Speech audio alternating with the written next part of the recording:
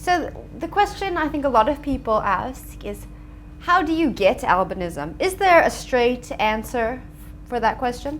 Albinism, you get, I think it's an inherited condition. You inherit it. If, like my kids, they might have the gene. The gene. So if my boy can marry her daughter, then chances are that they might have kids with albinism. It's because of the if two people carrying the gene, they will have the child with albinism.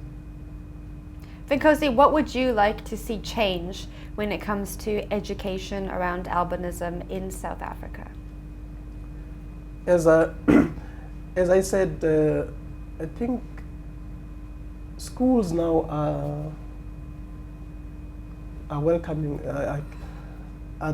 What's the word? Schools are accepting or children with albinism. It's inclusive education now, so I think it must start there. They must not. I'm not saying special schools are wrong, because I went to special schools all my life, but now I want inclusive education so that kids, they can start to interact with other kids from an early age. It's easy to teach young kids from early. So that is what I want to encourage, that children must learn parents must send their children to public schools at an early age, so that they interact with other kids. And kids with albinism, they must not be shy. They must take their space in the community. They must. I want to encourage them to be educated, because if you are educated, you'll be able to get a decent job, and people are not going to say, "Ah, shame, he's an albino." You see, I don't want that. So if you're educated, you're going to get a decent job, and you'll be able to live a normal life, like she is, and like I am. When you say you went to special schools, what do you mean? I went to a school for the blind and deaf. That is, how can I say? Yeah, it's schools for special schools. It's only for people. It was only for us. Special child. Did you feel like you should have been in a special school? I think at the time, my parents, because I was still young, 7, so my parents sent me to that school. I think it was the best decision at that time, because they felt maybe I was going to be discriminated at a public school and be humiliated and treated differently. So they sent me to that school up until matric. I only sat in a class with other children at tertiary, so which was too late. That is why I am saying children must go to public schools, because when you grow up now, there are no special universities. There's no special universities for us, so it's easy to learn the challenges from an early age. Sylvia, what was your schooling situation like?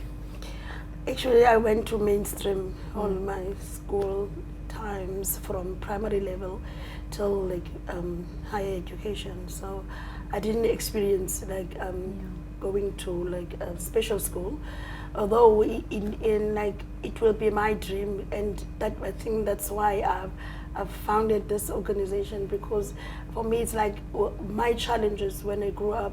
I wouldn't like it to see another child who is born with a condition of albinism or still growing the condition experience the same challenges that I experienced. So going to a special school, he just mentioned that there is no special like university or college. Right. So now you experience that, and then many people with albinism or disability, they drop up there because now they do not, they were like also like in that camp where everybody looks the same, so there is no one discriminating, no one, because we are all the same.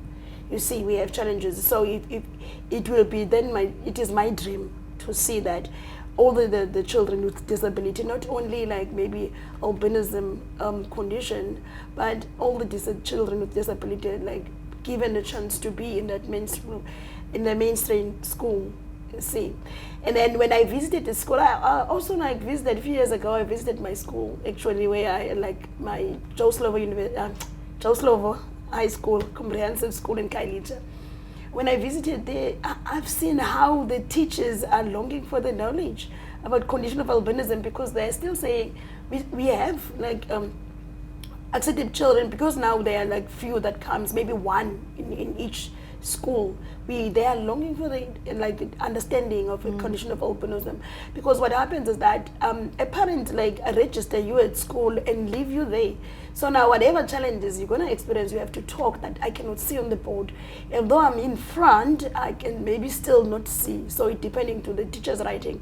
So it made me now to copy from his notes and then to get what it, so now depending to how is he writing as well, that I will be able to see what he's writing. So it is a challenge, and what is happening is that even now that we are saying that at least you are educated, things are still better, but there are still no resources for us. There's no large print today in the schools where we can say that there are no ramps to accommodate a child who is in a wheelchair, like simple stuff like that the government at least can look at. Because now, for example, that child that is going to the special schools leaves home maybe at 6 o'clock in the morning.